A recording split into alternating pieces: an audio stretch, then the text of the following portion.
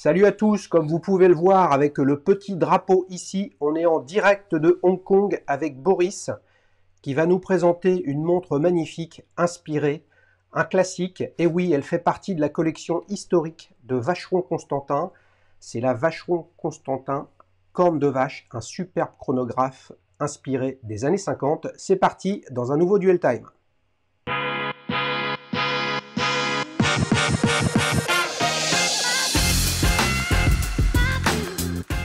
Salut Boris. Salut Xavier, Ça merci de va? m'accueillir. Ouais, bah Bah écoute, pas mal. ouais, c'est avec grand plaisir. Quelle heure il est à Hong Kong là? Écoute, il est à peu près 4h15. 4h15, et oui, donc les amis, il est 10h15, 10h13 même ici sur le fuseau horaire de Paris. Écoute, je suis super excité, j'adore avoir des invités qui nous viennent d'autres pays, qui ont intégré forcément d'autres cultures. Et puis là, Vacheron Constantin, c'est quand même l'une des marques les plus anciennes, emblématiques de la haute horlogerie. Alors, tu vas nous présenter un chrono 10 cornes de vache. Tu peux nous en dire un petit peu plus sur justement cette notion de corne de vache?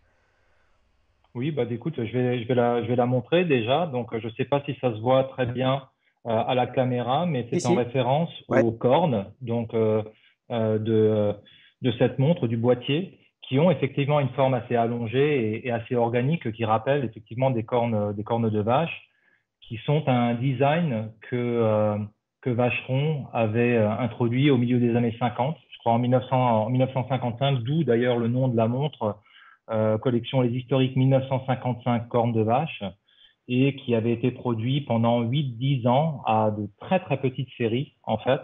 Mhm. Je crois à 34 ou à 36 exemplaires, selon qu'on compte deux exemplaires en platine qui ont été produits par la suite, je crois, dans les années 90. Mais effectivement, un chrono très très classique que Vacheron a réédité à partir de 2015, si je me rappelle bien, d'abord en platine, après en 2016 en or rose. En 2017, ils avaient fait une série limitée en acier pour Hodinkee, Oui. mais avec un cadran complètement différent, avec un cadran ardoise et une échelle pulsométrique et non pas tachymétrique. Ouais. Et donc en 2019, donc celle que je porte, qui est en acier, mais avec un cadran couleur argent opalin en fait. Et donc encore une fois, chrono bicompax dans l'esprit de ce qui pouvait se faire ou de ce qui se fait depuis les années 30 en fait. Ouais, tout à Donc fait. quelque chose d'archi classique quoi. Ouais. Voilà. Ouais. Qu'est-ce qui t'a amené à choisir un modèle comme ça, c'est-à-dire vraiment d'abord un petit format, hein, puisque j'ai préparé une petite fiche technique où on a un petit peu un résumé de cette montre, hein. C'est une petite montre qui fait 38,5 mm. Vraiment, on va dire un chronographe de salon, mais comme c'était l'usage hein, dans les années 50 finalement. Euh, Qu'est-ce qui t'a amené sur une montre avec des codes d'un côté ultra classique et de l'autre côté avec une complication qui permet de mesurer des temps courts? Après, l'utilité est à quand même un autre sujet.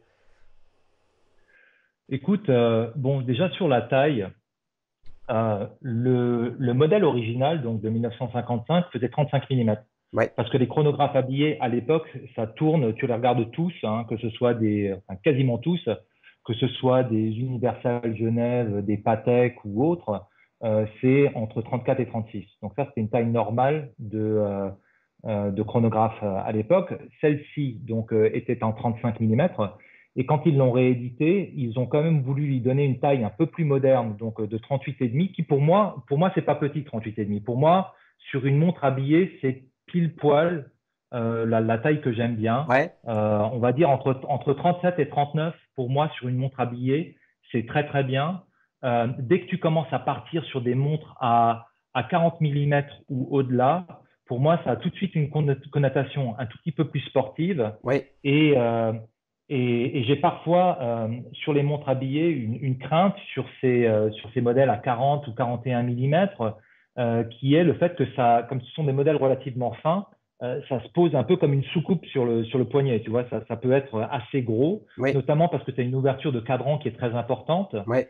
alors que sur une montre comme celle-ci à 38,5, ça reste dans des proportions très classiques, mais c'est pas non plus minuscule, quoi. Donc, si Ouais, tu veux, quand tu portes ça au poignet, les gens se disent pas, bah dis donc, faut prendre une loupe pour voir ta montre. Non, ça reste très classique. Donc, pour moi, dans l'idée de me prendre un chrono habillé, je voulais de toute façon quelque chose qui soit en deçà de 40 millimètres et ouais, bien en deçà de 40 ouais, millimètres. ouais, ouais. Donc ça, c'était la première réponse. Ouais. Ouais, alors dans la réponse que tu nous donnes, bien évidemment, il y a, on va dire, ta morphologie à toi, hein, puisque la notion la notion Ouais, de finesse, la notion d'élégance, tu vois, là, ça dépend forcément de la taille de de la ton, morphologie. ouais, de la taille de ton poignet. J'ai une question pour toi. Il me semble avoir lu que dernièrement, Vacheron Constantin a ressorti ce modèle précisément à l'identique avec vraiment un exercice artisanal, hein, vraiment de refaire exactement le même modèle à partir de pièces d'époque et de refaire le calibre d'époque. Je me trompe ou pas? J'ai un doute tout Ils d'un ont coup en fait ça, disant ça. mais pas sur ce modèle-là. Ils l'ont fait sur leur modèle américaine Ah oui, 1900, oui, 1921. oui, oui, Tu vois, oui, oui, oui, qui est oui, une montre coussin oui, c'est ça. avec avec un cadran qui est décalé puisque le 12 heures est en fait à 13h30 Ouais, et la couronne de remontoir.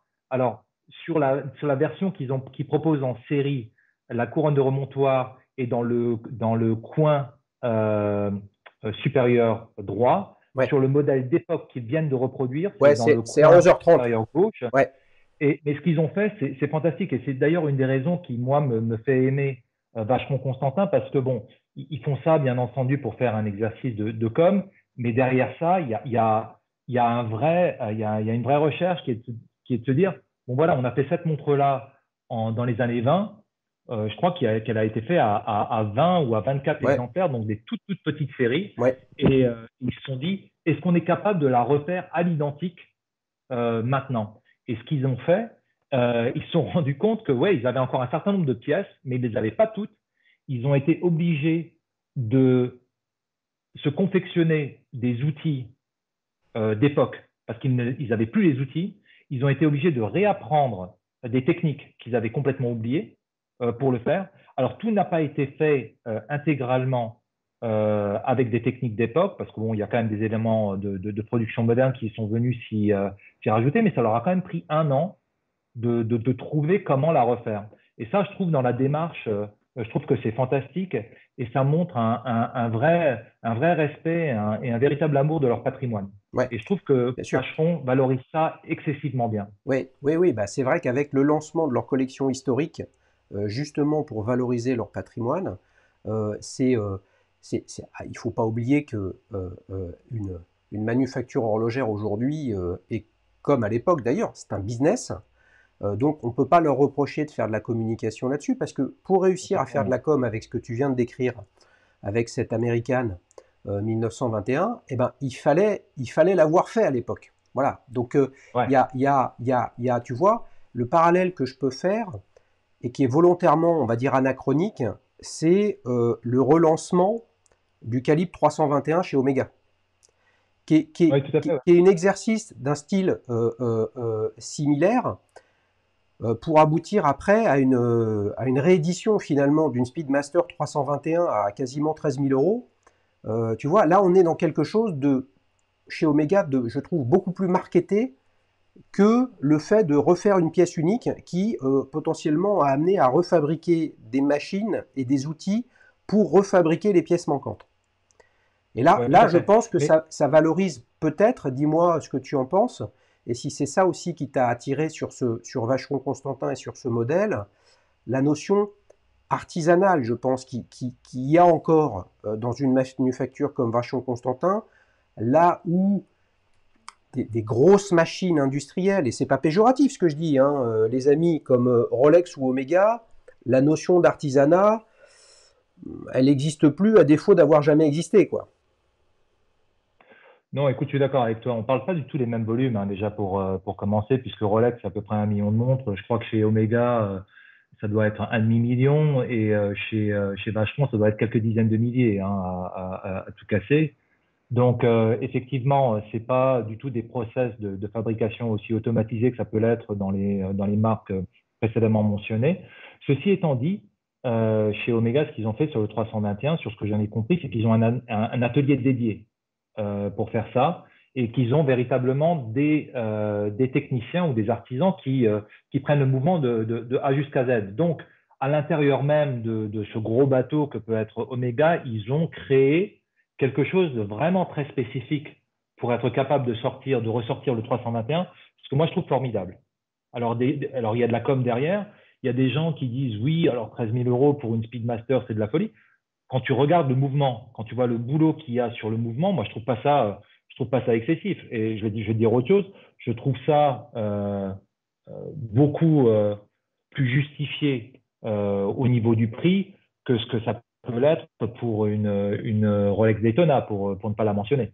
Il y a encore un élément sur le 321, je pense, d'artisanat que tu n'as pas nécessairement sur le mouvement, c'est quoi, 41-30 de la Daytona. Ouais. Donc, pour moi c'est effectivement des marques qui revisitent leur patrimoine dans l'étendue de leurs moyens. Alors, bien entendu, je ne doute pas que euh, les montres Vacheron, quand ils les rééditent, c'est filé du Poinçon de Genève, donc qui te demande un niveau de finition qui est quand même au top. Ouais. C'est vraisemblablement pas à ce niveau-là chez Omega, mais moi je trouve que l'exercice est louable et ça permet d'avoir une Speedmaster, j'allais dire d'époque entre guillemets, mais sur une interprétation moderne qui fait que ben finalement tu peux la porter tous les jours sans te dire ah bah disons que j'ai une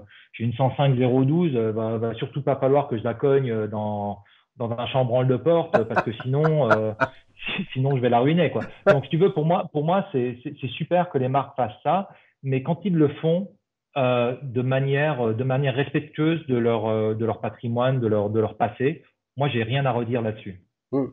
Mm. Bah, c'est intéressant. Tu as dit quelque chose de très juste, c'est que chacun finalement le fait avec ses moyens. Et en fait, ces moyens, dans ce terme-là, je n'intègre pas la notion de moyens financiers ou non, mais simplement lorsque tu as, comme Vachon Constantin, une histoire où ils sont à combien? Ils sont à plus de 250 ans, ou quasiment 250 ans maintenant, hein, puisqu'en quoi, Ouais. en 77, ils avaient 175. Ouais, donc ils sont à 225 ans, 230 ans. Forcément, Ouais. tu as un réservoir historique qui est intéressant. Et je trouve que la question qu'on doit se poser ensemble, c'est en fait le réglage au sens de qu'est-ce que je veux faire avec ma marque. Est-ce que je Hmm. passe mon temps à revisiter mes anciennes montres pour expliquer que je suis la plus ancienne manufacture et qu'à ce titre-là, j'ai pignon sur rue et je peux proposer des modèles très très haut de gamme. Et de l'autre côté, innover, lancer des nouveaux produits, lancer des nouvelles collections. Et en ce sens, je trouve que Vacheron Constantin euh, depuis début des années 90, milieu des années 90, ils se sont mis à lancer des collections avec des noms, hein, la Overseas, la 56, etc. Alors qu'avant, on était vraiment dans le concept de l'horlogerie très traditionnelle où il y avait que des références, il n'y avait pas Hmm. de notion de collection. Tout à fait. Mm. Euh, donc chez Vacheron, je crois alors chez Vacheron, il le décline quand même de manière très très étendue. D'ailleurs, moi je préférais d'ailleurs qu'ils élaguent une partie de leur catalogue parce que je trouve ils ont 10 collections. J'ai regardé sur leur site l'autre jour. À l'intérieur de chaque collection, tu as, souvent, enfin pas sur les historiques, tu dois avoir peut-être une dizaine de montres, mais sur les traditionnels ou sur les patrimonies, tu as des dizaines et des dizaines de modèles. Donc, euh, moi, j'aimerais bien qu'une marque comme Vacheron se concentre un peu quand même euh, sur, euh, sur quelques produits phares, sans aller dans tomber dans le travers d'Audemars Piguet où 80% du chiffre, ça doit être maintenant Eh la oui. Royal Oak et tout Ouais. ce qu'il y a. Mais je pense qu'il y a un équilibre à trouver entre la foison et avoir quelque chose de trop centré. Ceci dit, moi j'ai trouvé que c'était une assez belle initiative de leur part de sortir leur ligne 56 il y a de ça 2 ou 3 ans. Alors, en l'occurrence, ça avait été assez critiqué. Même au départ, moi, je regardais ça pas nécessairement d'un œil bienveillant parce que c'était pas des mouvements estampillés du Poinçon de Genève. Tout Ce à sont des fait. mouvements qui ont été faits, je crois, de mémoire par Gégère, Mm. ou en tout cas qui ont été faits pour le groupe Richemont. Mais dans l'absolu, la forme des boîtiers est intéressante, les mouvements restent très très haut de gamme. Tu n'as pas nécessairement le même degré de finition sur les anglages ou quoi que tu peux avoir sur le reste de leur gamme, mais ça leur permet de présenter un produit à des niveaux de prix Eh oui, où il y a plus de gens qui peuvent y aller, parce que eh tout le oui, monde n'a pas oui, nécessairement 25 000 euros à mettre dans une montre, eh quoi, si tu oui, veux. eh Donc, oui, eh oui. Dans la 56, il y a des superbes cornes aussi, hein, ouais, qui rappellent justement le modèle de cette époque-là, qui reprennent chacun des axes de la Croix de Malte. Mais, mais tu vois, donc le sujet, c'est le réglage. Et moi, je trouve qu'elle est intéressante, cette collection 56, parce que justement, ça te permet de rentrer dans la marque si tu as les moyens, et donc de mettre entre 15 et 20 000 euros, qui est finalement le prix d'entrée globalement chez Patek, chez Vacheron, chez Audemars Piguet, chez c'est langue. Langensohn. Peut-être Ouais, Langensohn c'est un peu plus cher, etc. Et c'est toute la complexité, parce qu'à un moment ou un autre, ils font partie de Richemont, il faut générer de la marge. À un moment ou un autre, la marge au global, c'est une combinaison de ta marge unitaire et de tes volumes, hein. Et ouais, si tu cherches qu'à adresser les amateurs de haute horlogerie, eh ben, là on rentre dans un autre débat, c'est-à-dire le positionnement de Vacheron Constantin, la puissance de la marque, l'ADN par rapport à Patek Philippe, si on reste chez les Suisses. Et là, c'est extrêmement difficile. Parce que ouais. Patek Philippe, pour des raisons diverses, familiales, ils n'ont jamais arrêté, ils continuent avec leurs complications et grandes complications. C'est potentiellement perçu, à tort ou à raison, je ne sais pas, puisque j'en ai pas de Patek, mais potentiellement perçu comme la marque ultime de haute horlogerie en volume quand même, hein. On n'est pas, Oui. tu vois, hein, on n'est pas, Chez les indépendants, oui, oui. Parce que voilà, on n'est pas chez pour les moi, par indépendants. exemple, quand tu vas chez les indépendants sur tout ce qui est travail sur le mouvement, finition, etc., tu as des trucs qui sont extraordinaires. T'as un jeune horloger qui s'appelle Recep Recepi. Je sais pas si tu as vu ce qu'il propose, Non, non, marque Acrilia. ouais, Quand tu vois ce qui sort sur les mouvements, alors le type d'ailleurs est rentré apprenti chez Patek à 15 ans. T'as qu'à voir. Et le type, tu vois certains des mouvements qu'il fait, le niveau des finitions, c'est absolument stratosphérique. Mais là, on parle de toute petite production à 40-50 montres par an à tout voilà. casser, alors que bah, chez Patek, tu en as Eh oui, 50 ou 60 000. ouais, Donc, c'est clair. mais effectivement, Patek, oui, marque formidable qui a une réputation et un patrimoine hors du commun. Euh, Après, bon, il y a des choses à redire sur Patek. Moi, j'en ai pas de Patek. Et je préfère, en fait, à prix équivalent ou inférieur, je préfère prendre une Lange ou une Vacheron parce que j'ai la sensation d'en avoir plus pour mon argent à ce niveau de prix-là. Mm. Et ça, c'est des éléments, c'est un mélange d'éléments objectifs et subjectifs. Et il y a une part de subjectivité là-dedans aussi. Donc, moi, à ce niveau de prix-là, y a des modèles de chez Patek qui me parlent vraiment, mais quand je regarde ce que fait Lange ou Vacheron, je me dis, ça me parle davantage, déjà dans le design. Parce que les Patek, c'est une espèce de perfection, c'est-à-dire que tout ce qui est dérivé de la Calatrava, la Calatrava, c'est un modèle, c'est un design absolument iconique, c'est un des grands designs horlogers. Je crois qu'en termes de montres simples, c'est un des plus purs. Euh, Maintenant, je trouve, encore une fois, c'est des considérations personnelles, je trouve que c'est parfois un peu froid. C'est pas suffisamment organique à mon goût, alors qu'il y a on va dire un romantisme dans une langue ou dans une vacheron que je trouve pas nécessairement chez Patek Hum, parce que c'est très très sérieux, tu vois, hum, c'est Alors carré. justement, pour revenir à ton chrono 1955 Cornevage, justement, tu viens de citer deux choses. Tu viens de citer organique.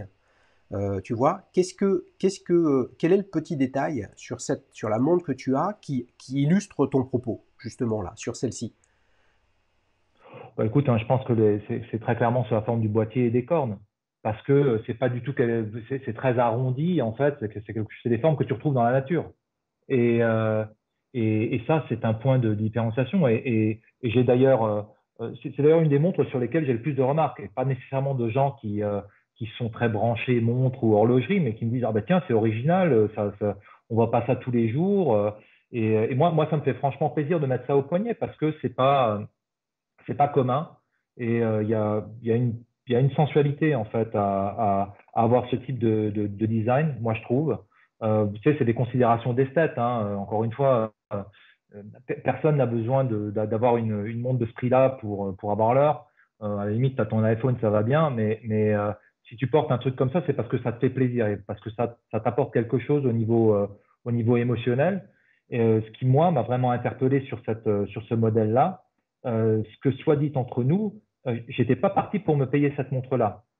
C'est-à-dire que quand j'ai vu qu'elle était sortie, je me suis pas dit, tiens, je vais me prendre un chrono Vacheron Constantin Corne de Vache. Je l'avais vu en photo, je l'avais trouvé très bien, mais c'est véritablement quand je l'ai vu euh, en réel que j'ai eu un coup de foudre. Et ça, c'est vraiment un truc, je pense, c'est très, très important. On ne peut pas se faire une opinion d'une montre sur des photos ou sur des vidéos sur Internet parce que tout est écrasé. Tu n'as pas du tout Bien sûr, une appréciation des volumes. bien sûr.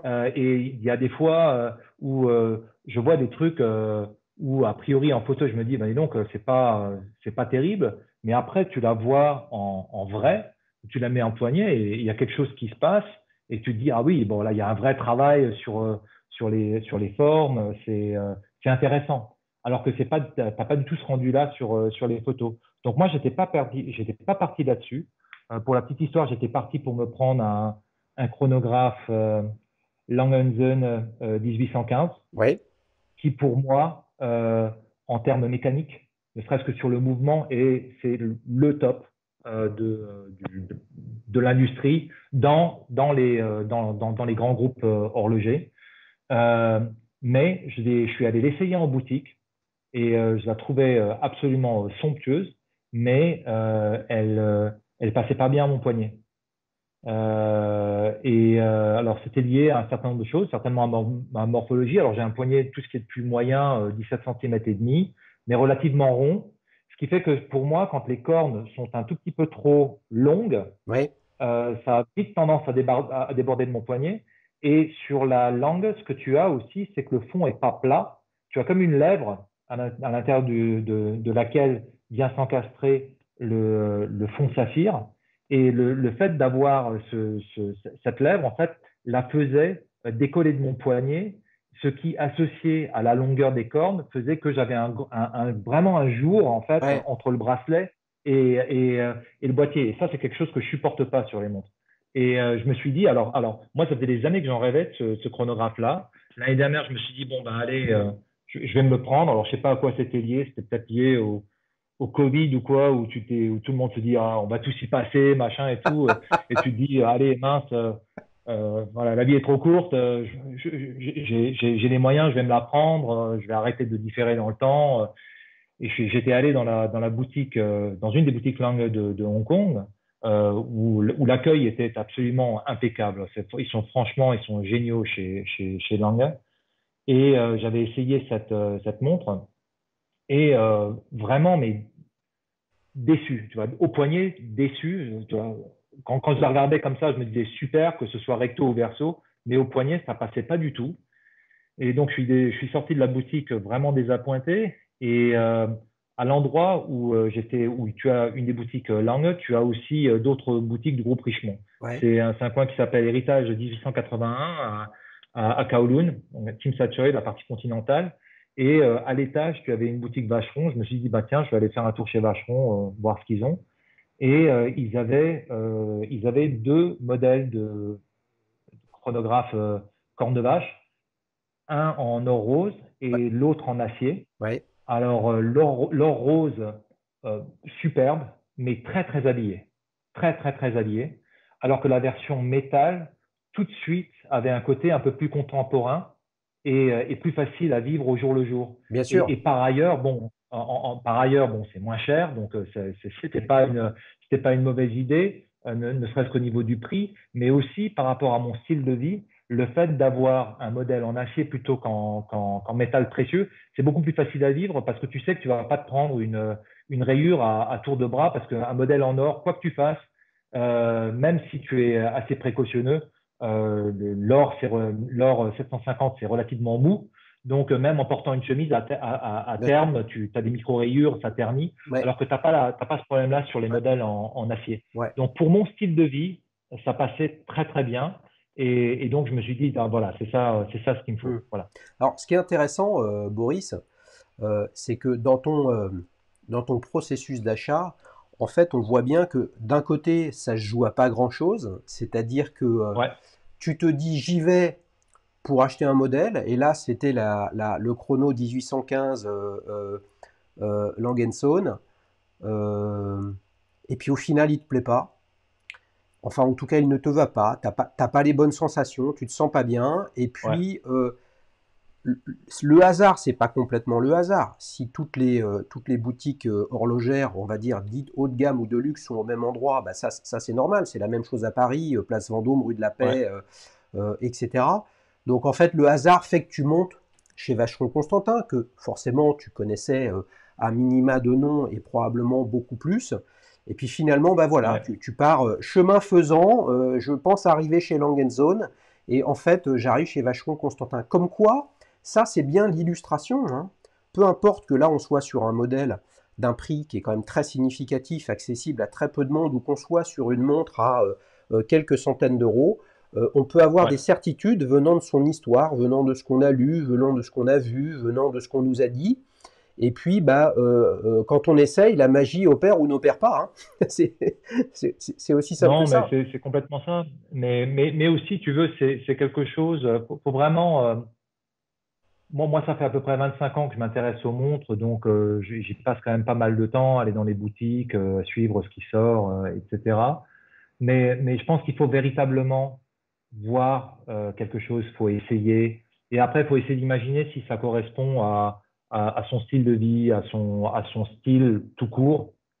Est-ce que c'est quelque chose que tu peux porter tous les jours? Parce que par exemple, quand bien même je pense que le mouvement de la 1815 chronographe est, euh, est probablement supérieur, ne serait-ce qu'au niveau des sensations, parce que ça a une espèce de douceur, ça a une onctuosité incroyable, le Lang. Si c'est pour la laisser au coffre à longueur de Ah temps, oui, parce que d'une part, oui, elle oui, ne va pas suffisamment bien au poignet, oui, et de deux, bon, celle qui me plaisait particulièrement, c'est la version à cadre en noir et en or rose. Et je me suis dit, bon, c'est quand même le genre de truc à porter tous les jours, c'est pas non plus bien simple, sûr. quoi, si tu veux, voilà. Bien sûr. Alors que ça, tu vois, ça venait d'abord sur un bracelet brun de chez Serapian, qui est un maroquinier italien, Ouais. qui est très chouette, qui est assez décontracté. Mm. Et moi, j'ai fait faire un bracelet chez Camille Fournet, donc dans cette espèce de bleu ardoise, parce que ça me permet de le porter aussi bien avec un jeans, par exemple. Ouais. Tu vois, quand le fait d'avoir une surpiqûre contrastée et cette couleur-là, finalement, ça passe aussi bien avec un costume qu'avec un jeans. Ouais. Et je me suis dit, ça, je vais vraiment la porter. Ouais. Ouais. Ça là, c'est vrai que le brun camel beige avec des piqûres qui sont dans le ton, on est vraiment sur la couleur, on va dire, traditionnelle dans l'esprit des gens du cuir, ce qui renforce le Ouais, classicisme d'un modèle. Mais c'est vrai qu'après, Vacheron Constantin, ils ont fait beaucoup de choses avec Serapian, justement, ouais, en termes de maroquinerie, comme le font d'ailleurs beaucoup de manufactures, hein. Gégère Lecoutre, notamment avec le spécialiste de tout ce qui touche aux accessoires en cuir pour les joueurs de polo, hein, ouais. sur leur reverso. Boris, on va enchaîner sur la deuxième partie de ce duel time. Alors là, roulement de tambour, les amis, parce que j'ai préparé 4 alternatives pour Boris qui peuvent faire la maille, comme on dit, hein, et le game avec cette Vacheron Constantin collection historique corne de vache. Donc, je vais te présenter 4 alternatives. Pour chacune d'entre elles, il faudra que tu nous dises un peu ce que tu en penses, comment tu réagis dessus, et puis que tu votes de 0 à 10. Et à la fin, que tu nous dises quelle est ta préférée parmi les 4, puisque tu n'as pas le droit de dire que ta préférée, c'est la tienne, sinon c'est trop facile. Et vous, les amis D'accord. abonnés, vous pouvez voter dans l'onglet communauté, vous pouvez commenter sur votre modèle préféré. Alors Boris, t'es prêt? Est-ce que tu es prêt pour la première alternative que je te présente? T'es Tout à prêt? fait. Ouais. Alors, on commence, et là, pour le coup, vous savez que pas grand-chose, si ce n'est rien, n'est préparé. Là, je te présente une Lang Son 1815 chronographe. La raison à ça, elle est simple, c'est que on a eu la visite lors de la saison 1 de Petite montre entre amis de François Xavier, qui était venu nous présenter l'équation du temps sur Instagram. Pour ceux qui ne connaissent pas son compte, je vous invite à aller le voir. Si vous aimez les montres et les chemises à rayures, vous serez servi. Là, on a un chrono, celui dont tu as parlé, Lang Son, 1815 chronographe. Sans redire ce que tu nous as déjà dit, qu'est-ce que tu en penses? Écoute, super. Super, chrono fantastique. Je veux dire, pour moi, encore une fois, c'est au top. En termes de finition, Languenzone, c'est absolument irréprochable, magnifique. Si tu me demandes une note, on doit être pas loin on doit être pas loin du 10. Pour moi, 9 et demi. Allez, je vais mettre 9 et demi. Et le demi-point que je lui retire, c'est parce qu'elle va pas à mon poignet. Voilà, point. Mais sinon, derrière ça, c'est difficile de critiquer ce modèle-là parce que il est fantastique. François Xavier, que je salue au passage parce que c'est un copain qu'on a fréquenté un certain nombre de forats horlogers ensemble, qu'on fréquente toujours d'ailleurs ensemble. On a très très bien parlé, mais et en plus, historiquement, alors pas cette version-là, mais la version datographe, c'est quand même un peu le modèle qui a mis un grand coup de pied au derrière à l'horlogerie suisse. Tout à fait. Voilà. Parce qu'ils ont sorti ça et les Suisses, ils sont sortis de leur torpeur en se disant, ah merde, faut peut-être qu'on commence à se remettre un peu en question. Ouais. Donc pour moi, Lange et ce modèle-là, oui, Mm, rien à redire, mm, mm, sublime, mm, juste sublime. mm. Je reviens sur ce que tu disais sur la notion d'organique tout à l'heure. Quand on regarde ce modèle et qu'on regarde les cornes, quand on regarde les anses, j'aurais envie de dire qu'on a comme comme des cornes de vache cybernétiques, tu vois, illustrées en version anguleuse, c'est-à-dire que ça pourrait être des cornes de vache digitales. Et en ce sens, effectivement, on perd la notion d'organique. Donc ça, ces séances, moi, je les trouve très réussies. Et ce qui est pour moi et là pour le coup, ça revient avec le datographe, mais là, on a les deux sous-compteurs qui sont pas en position bicompax à 9 heures et à 6 heures, mais qui sont Un peu décalé, ouais. à 9 heures et 3 heures, pardon, mais qui sont décalés. Et avec l'inscription flyback chronographe, ça donne un équilibre à la montre qui est remarquable. De mon côté, il y a un petit truc que j'aime moins, mais c'est pas vis-à-vis de ce modèle-là, mais c'est en général, et ça, c'est mes petites maniaqueries à moi, hein, c'est que je suis pas un grand fan des boutons poussoirs plats comme ça. Tu vois, D'accord. je préfère des petits boutons poussoirs, comme sur Piston, ouais. ouais, comme sur ta Vacheron Constantin. Bon, au final, tout ça, ça sert à rien hein, en termes de fonctionnalité. Mais qu'est-ce que c'est beau. Les amis, vous vous rendez compte, on a démarré avec un 9,5. Boris, je ne sais pas à quel étage tu vas arriver, mais tu ne peux pas dépasser les 10. Hein. Attention. Hein. Alors, est-ce Ouais. que tu es prêt pour la deuxième alternative? Je suis Là, prêt, ouais. je te présente une Patek Philippe complication chronographe. Là, ceux qui ne sont pas intéressés par les montres, probablement ils ne sont pas sur la chaîne, mais si on regarde rapidement, en passant vite, on pourrait se dire mais c'est la même que celle d'avant. Non, ce n'est pas la même. Non, c'est pas la même. Euh, écoute, bon, tous les modèles que tu me présentes, c'est quelque chose c'est des modèles superlatifs, quoi. C'est-à-dire que c'est au top de cette industrie. Il y a un certain nombre de trucs que j'aime beaucoup dans ce modèle-là. Les cornes, où tu as ces espèces t'as ce design art déco, donc je crois que ça s'appelle des godrons, en fait, d'un triple godron, en fait, sur les cornes. Je trouve ça très, très sympa parce que, bon, moi, j'aime beaucoup le style art déco, donc je trouve que c'est un clin d'œil qui est sympa. L'organisation du cadran où aussi les sous-compteurs sont décalés, donc ne sont pas sur la même ligne que les aiguilles centrales. Ça, c'est sympa aussi. Euh, J'aime aussi beaucoup le fait que bon, c'est quand même déjà un modèle un peu plus décontracté que le Lange. Le Lange, c'est archi habillé. Ça, le fait que tu aies déjà du Super Luminova sur les aiguilles et sur les chiffres appliqués, ça donne déjà un côté un tout petit peu plus sport qui se voit aussi sur leur choix du bracelet d'origine, en fait, avec une surpiqûre contrastée blanche. Euh, des aiguilles, euh, des aiguilles style seringue. Moi, j'aime beaucoup ça. Je trouve que c'est très, très réussi. Mm. Euh, Ça, le, euh, ça la projette dans la modernité. Enfin, la modernité, non, mais le côté outil pour aviateur, puisqu'on est vraiment sur des aiguilles. J'allais dire, Ouais, c'est ça, hein. j'allais dire que ça a une inspiration pilote. Donc, ça a tendance c'est très habillé, mais ça va déjà un peu plus sur le sportif. Moi, je trouve ça très heureux, en fait, comme amalgame sur cette Patek-là. Euh, le truc, c'est elle fait 41 mm.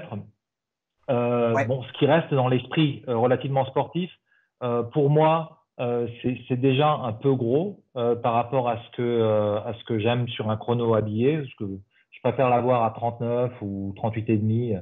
Mais et il y a un autre truc aussi, c'est bon, ils ont un calibre de manufacture, donc leur calibre propre, donc sur cette génération-là, comme ils avaient sur la 51-70. Ce que je trouve ce qui me chagrine un peu quand même sur ce modèle-là, c'est ils ont un parti pris esthétique sur les ponts et sur le mouvement de tout faire en arrondi. Alors, c'est très très joli, mais le fait de tout faire en arrondi, ça les dispense de faire des angles rentrants. Les angles rentrants, en termes de finition, c'est ce qui est le plus compliqué à faire et tu ne peux faire ça qu'à la main, à la lime. Tu peux absolument pas faire ça avec une fraise ou quoi. Et, euh, et c'est quelque chose que les amateurs, lorsqu'ils sont passés du 50-70, qu'ils ont arrêté en 2009, je crois, et qui était sur une base de l'Emania 2310 ou 2320, mais sur lequel tu voyais encore de manière très distincte, tu avais deux ou trois angles rentrants. Quand ils sont passés sur la génération d'après, ils ont simplifié le mouvement. Et ça, c'est le genre de truc chez Patek, je me dis, ah, quand même, Patek, ouais, vous simplifiez quand même la vie sur ce genre de Mm, truc-là. mm, Il y a d'autres, les autres restent mm, quand même mm, sur ce degré de mm, finition mm. plus compliqué. Donc, sur ça, je vais dire que, allez, je vais lui mettre un 9 parce que j'aime quand même l'esprit de la montre, mais je lui retire un point parce que moi, franchement, au niveau de prix sur lequel Patek propose ses produits, j'estime qu'il y a un certain nombre d'éléments de finition qui devraient être là et qui n'y sont plus. Hum, Voilà. hum. Alors, vous avez compris, les amis, avec Boris, hein, manifestement, il connaît bien ce modèle et donc il peut nous parler du calibre et de sa finition. Alors que là, on est sur une photo, hein. Donc là, on va dire, tu décotes, enfin en tout cas, tu notes moins bien cette Patek Philippe que la Langen Zone précédente, avec des éléments d'information qu'on n'a pas visuellement, hein, Non, qui sont plus liés à la finition. Et effectivement, plus les finitions des ponts, notamment, sont arrondies, moins la diversité des angles et les reflets et la façon de capter la lumière est complètement différente quand on regarde le mouvement. Et d'ailleurs, à ce titre-là, est-ce que tu as remarqué, Boris, que très souvent, hein, dans les médias en ligne, dans la presse, etc., lorsqu'il y a une photo en macro d'un mouvement horloger, 9 fois sur 10, c'est oui, un Langen. T'as remarqué ça ou pas? oui, oui, mais moi, ça ne me surprend pas. Bah Ça oui. ne me surprend pas Non mais il y a bien. parce que, Eh ouais.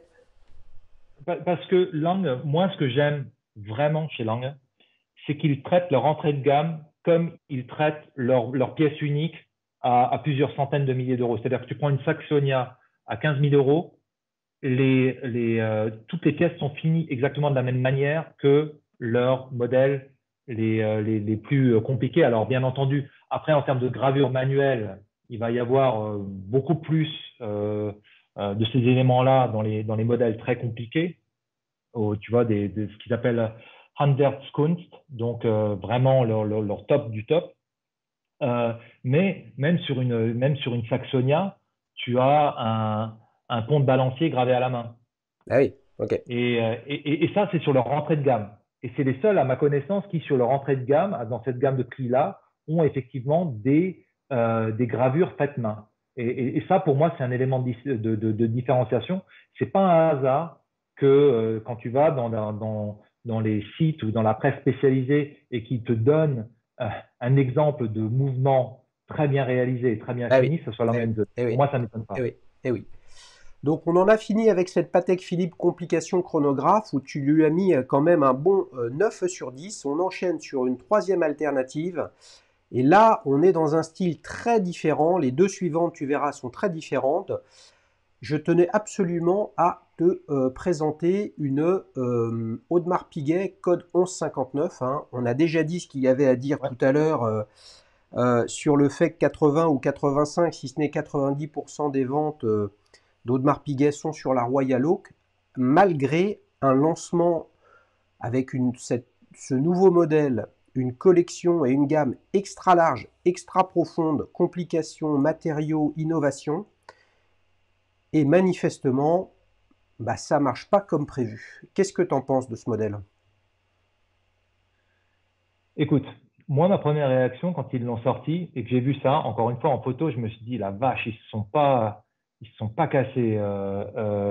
Audemars, c'est vraiment, c'est basique, hein, tu vois. Et je parle pas nécessairement de la chrono, mais y compris de la trois aiguilles de base, je me suis dit, dis donc, c'est vraiment pas terrible. Mais encore une fois, après, je l'ai vu, en vrai, je l'ai mis à mon poignet. J'ai des copains qui l'ont. J'ai deux copains qui l'ont. Ouais, Un de mes copains avec lesquels je joue au tennis et un autre copain. Il y a une boutique Mister Chrono à Hong Kong. Je suis copain avec avec un des managers et il en a une.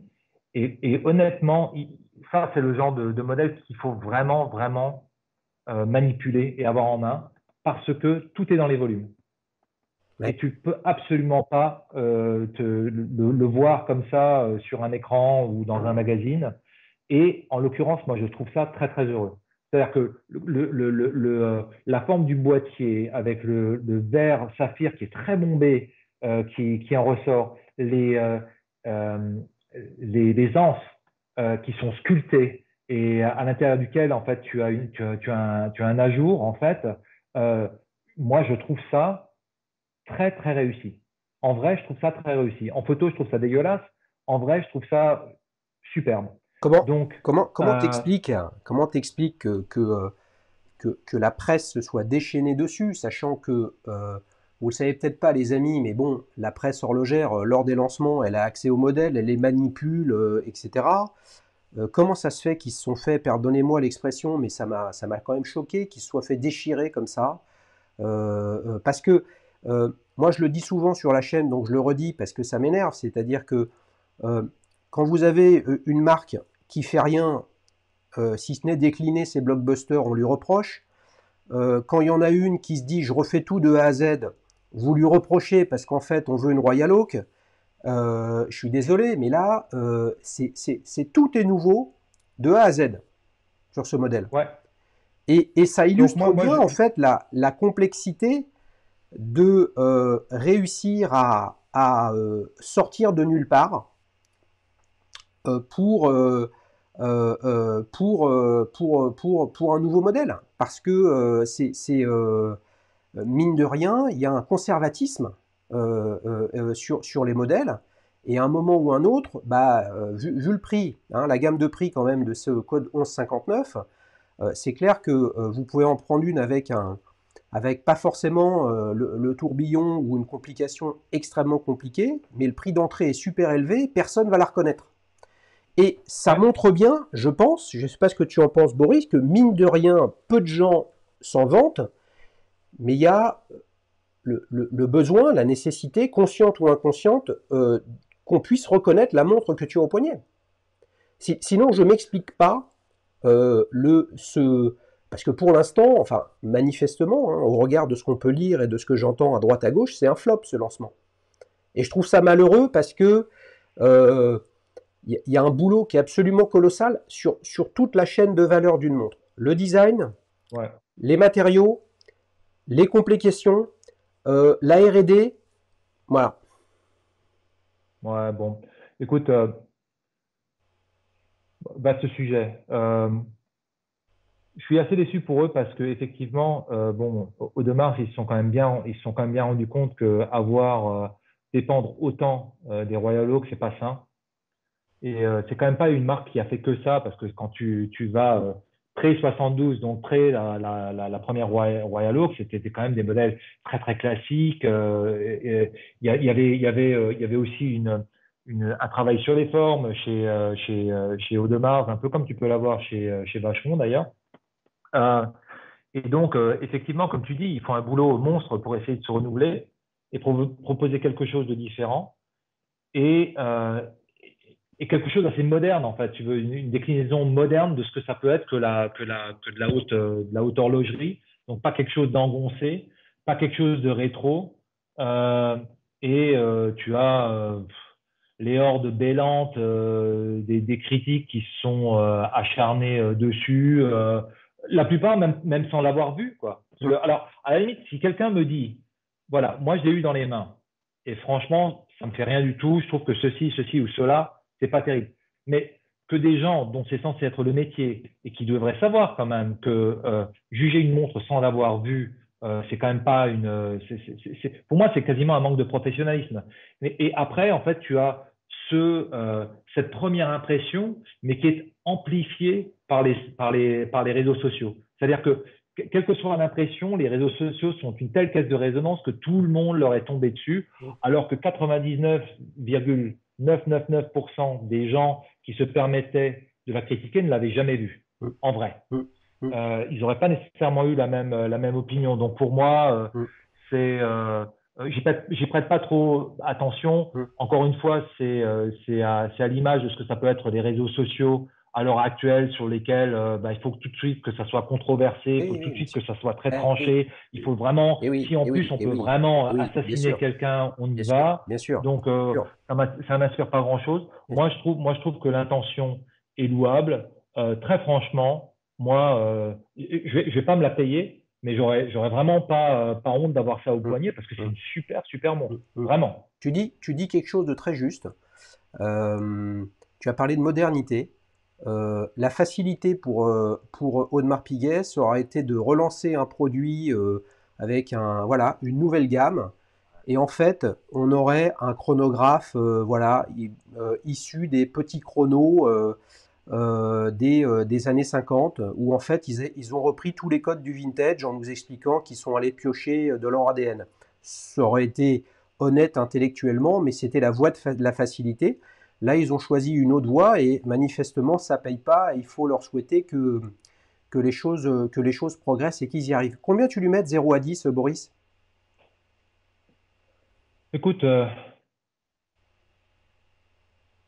moi j'ai mes 8,5. 8,5? Encore une fois, c'est pas nécessairement le design sur lequel j'irais le plus naturellement, si tu veux, mais je reconnais qu'il y a une vraie inventivité, qu'il y a un exercice de design et je trouve que ça les Ouais, vaut largement. Et, ouais. et à la limite, je suis en train de me dire si ça vaut, je suis en train de me poser la question de savoir si ça vaut pas autant que la Patek, qui eux sont restés dans un exercice excessivement convenu. Hum. Ah, bah, c'est clair que Voilà. entre le lancement de cette 1159 et puis de l'autre côté, on arrête la 5711 bleue parce qu'on ne veut pas être Ouais, prisonnier de ça et on en sort une verte, effectivement, c'est deux approches ouais, distinctes. Mais après, toutes ces marques aussi sont des entreprises hein, et ils ont à gérer leur business à court, moyen, long terme. Tout le monde ne peut pas se ouais. permettre, comme Patek Philippe, d'être dans une logique très familiale et finalement à tout point de vue hein, de transmission. Et donc, quand vous êtes sur le temps long, vous avez le temps pour vous. à condition que vous ayez des blockbusters qui vous font générer de la marge pour justement financer la suite à votre rythme. Alors, la quatrième, là, elle est également très très originale. On ne pouvait pas Ouais, faire, je pense, un duel time avec ta vacheron sans une Breguet. Donc là, on a une ouais. Breguet qui est, je serais tenté de dire, très minérale, mais en partie organique, pas complètement dans l'ADN historique de la marque, quoique la Breguet Marine Chronographe Ouais. avec cadran bleu. Qu'est-ce que tu en penses?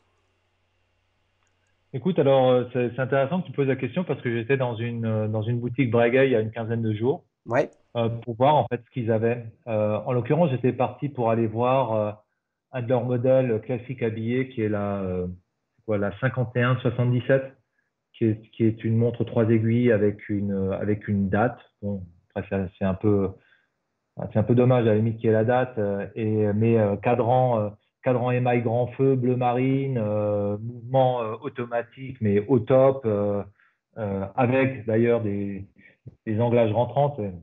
Beaucoup vont se dire, ce type il est obsédé, tu vois. Alors qu'en fait, non, pas du tout. Mais j'aime bien quand même savoir quand tu te prends des montres de ce prix-là, j'aime quand même bien savoir où l'argent passe, quoi, si tu veux. Et là, sur ces montres-là, tu vois le boulot qui est fait dessus. Alors, Breguet, moi, je trouve que c'est une marque qui est complètement sous-cotée parce que c'est un des plus grands noms, si ce n'est le plus grand nom de l'horlogerie. L'horlogerie serait pas ce qu'elle est sans Breguet. C'est un style tout à fait particulier, y compris sur leur modèle traditionnel habillé.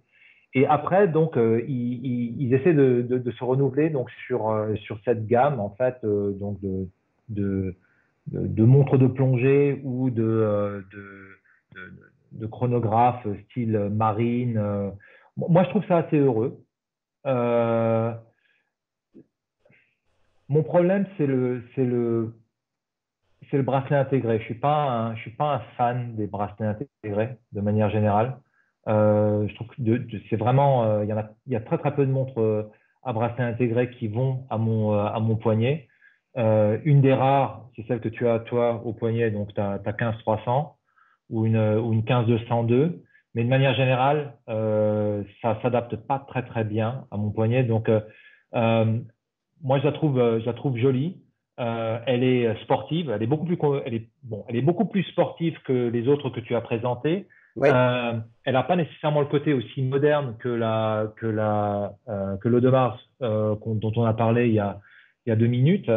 Euh, mais ça reste un modèle intéressant. Et moi, j'aime bien l'idée d'avoir une Breguet.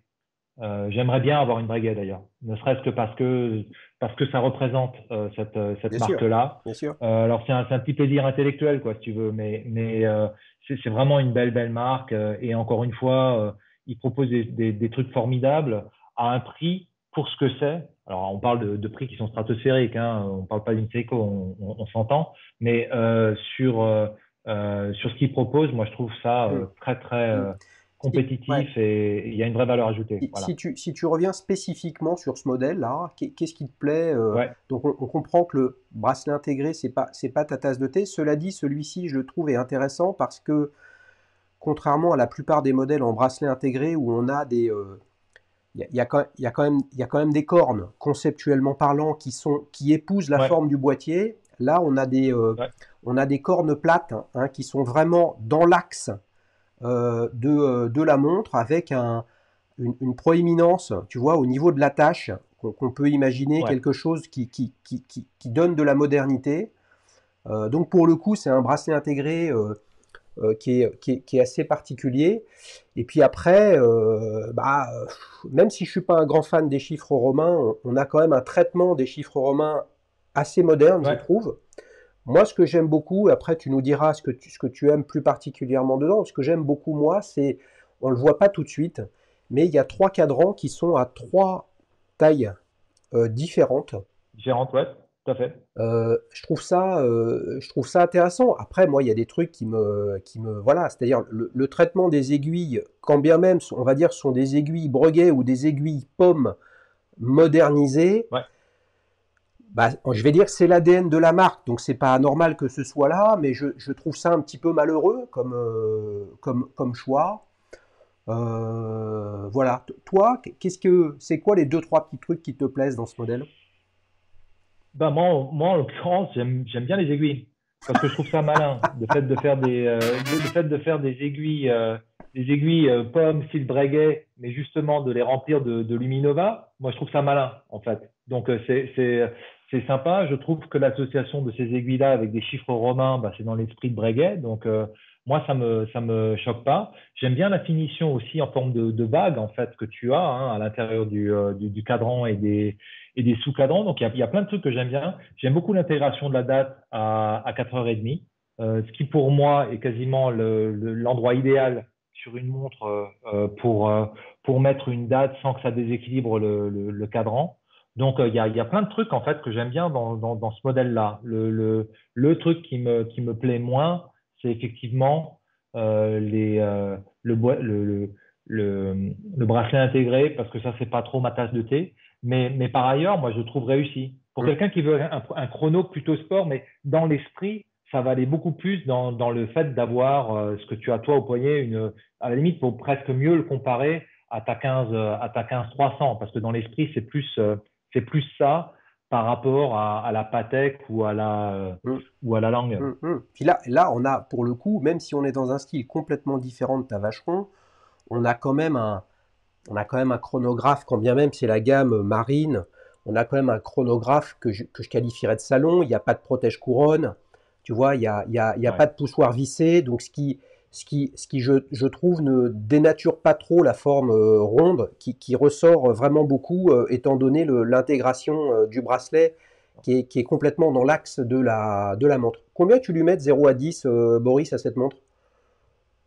Écoute, je lui mets 8,5, pareil que pour l'Audemars Piguet. Moi, je trouve que c'est assez heureux comme modèle. Je suis content que Breguet sorte des modèles comme ça, qui sortent un tout petit peu de leur credo strict de montre habillée. De toute façon, ils sont obligés de le faire puisque le marché demande des modèles, entre guillemets, sport luxe, ce qui me fait hurler de rire à défaut de me faire hurler. Parce que les gens qui font du sport avec ce genre de modèle-là, chapeau. Ouais, Donc, faut être fou, quoi. ouais. Mais c'est, mais non, c'est réussi. Franchement, c'est réussi. Et bravo à Breguet d'avoir sorti ça. Voilà. Alors, si on récapitule, les amis, parmi les quatre alternatives, donc Boris, on a démarré avec la Lang Zone 1815 chronographe, hein, sur laquelle tu as mis tout de suite un superbe 9,5. Hein. On a frôli le 10 sur 10 de Nadia Comaneci, hein, aux Jeux Olympiques de Moscou en 1980. Après, on a enchaîné sur une Patek Philippe Complication chronographe et tu as mis un 9 de mémoire. Après, nous sommes arrivés à la récente, hein, puisque c'est sorti il y a 2 ans, la Audemars Piguet Code 1159 chronographe avec un 8,5 et la Breguet Marine chronographe également avec un 8,5. Bon, les amis, il n'y a pas besoin d'être devin et d'être très très fort en mathématiques pour avoir compris que ta préférée, c'était la Lang Zone, Boris. Oui, clairement. Encore une fois, pour, euh, pour le chrono, encore une fois, pour moi, c'est le chrono traditionnel habillé le plus réussi du marché. Et Hmm. pour moi, il y Ouais. a même pas photo, quoi. Alors, Et vous encore une voyez, fois, on parlait de la valeur, tu vois. Moi, j'ai regardé les prix listes, hein, parce qu'après, on peut parler de est-ce que tu achètes d'occasion, marché gris, machin, tout ça.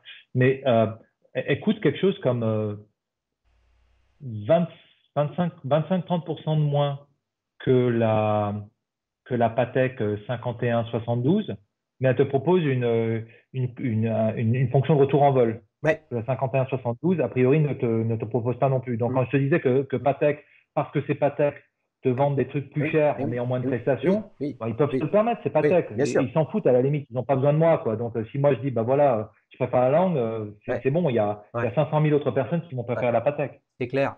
C'est clair. Bah, de toute façon, là, ça pointe que quel que soit le segment de marché sur lequel nous sommes, dans l'horlogerie de luxe, dans un produit de luxe, la valeur de la marque dans le prix de vente boutique a un poids qui est absolument colossal. Colossal.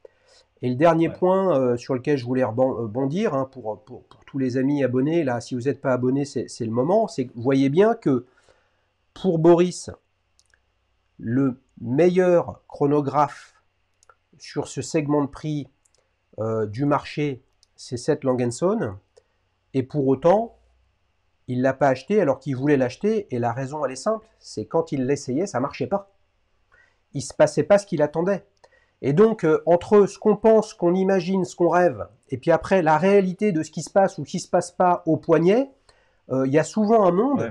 et je trouve que c'est heureux qu'il y ait ce monde, parce que sinon, ça enlèverait la dimension émotive à une montre. Alors, si d'un côté ça sert à rien et qu'il n'y a plus de dimension émotive, ben là, pour le coup, les amis, on n'a plus qu'à s'acheter une montre connectée. Hein. Il resterait quoi dans ce cas-là? Ouais. D'ailleurs, les montres connectées, on pourrait dire que c'est la Tool Watch de l'an 2000 en l'occurrence.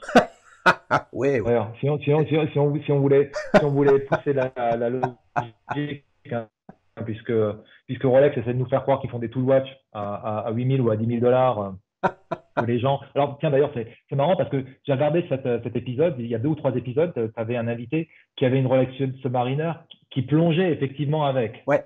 Alors, je me suis dit, tiens, Enfin! ce type-là existe encore. Enfin, il y a enfin un type qui plonge avec sa Rolex Submariner, parce que non, ça me faisait marrer, parce que quand j'étais justement chez Mister Chrono il y a quelques mois de ça, il y a un type qui s'est pointé avec une, euh, avec une Submariner, donc de la génération précédente, je crois, référence, c'est quoi, 114 060, et toute neuve.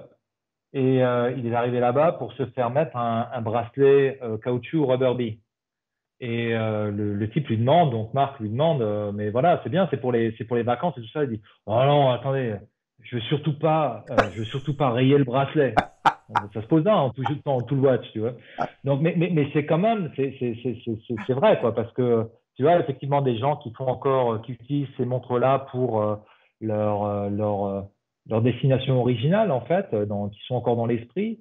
Mais la majorité des gens Ouais, le prennent ouais. parce que, comme tu en as parlé tout à l'heure, c'est statutaire, Oui, parce oui, que oui, ça oui. reste une super Mais marque, c'est voilà, joli et eh tout oui, ça, eh voilà. oui. Non, mais les amis, vous avez bien compris qu'on pourrait rester des heures tous ensemble avec Boris.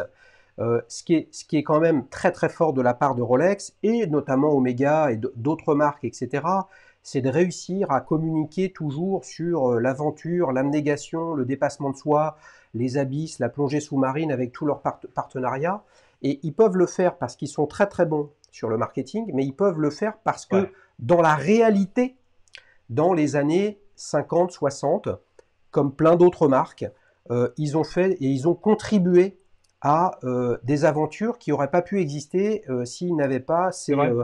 ces outils-là. Là où c'est triste, c'est pas le cas, mais en fait, la réalité, c'est qu'il y avait des dizaines de marques qui, dans les années 50-60, faisaient la même chose, peu ou prou, si ce n'est mieux, mais qui ont disparu pendant 25-30 ans. Ouais, Tu prends Favre le Bas, tu prends ZRC, tu prends Spirotechnique, tu prends tout un tas de gens.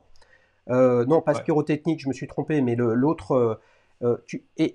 Et en fait, quand ils reviennent, ces Gaucha. acteurs-là, ils reviennent, on se dit oui, mais c'est que du marketing. Ben non, en fait, ils font la même chose que les autres, mais Non. comme ils ont disparu et qu'ils cherchent à revenir, eh bien, ils sont balayés par le rouleau compresseur Rolex Omega notamment. Eh ben oui, hein, la nature a horreur du vide et pendant plus de 20 ans, si ce n'est 30, eh bien, il y a quelques marques qui ont survécu, d'autres qui n'ont pas survécu, et il y a une grande différence entre celles qui sont toujours restées en place.